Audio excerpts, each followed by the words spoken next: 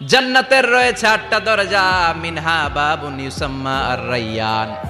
8টা দরজার মধ্যে স্পেশাল একটা দরজা আছে, ওই দরজার নাম হলো রাইয়ান। লা ইয়াদখুলুহু ইল্লা সাইমুন, রোজাদাররা ছাড়া কেউ রাইয়ান দরজা দিয়ে ঢুকতে পারবে না। আবার বিশ্বনবী বললেন, মান দাখালাহা লাম ইয়াজমা আবাদা, একবার রাইয়ান দরজা দিয়ে যে ঢুকবে চিরকালের জন্য তার গলার তৃষ্ণা মিটিয়ে দিবে কে?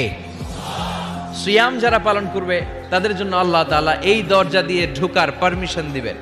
যেহেতু সারাদিন অল দ্য ডে লং সে তৃষ্ণার্ত ছিল, আল্লাহর ভয়ে কিছুই পান করে নাই, এজন্য রাইয়ান দরজা দিয়ে ঢোকার সুযোগ সে পাবে, আর একবার ঢুকলে তার গলায় আর তৃষ্ণা থাকবে না।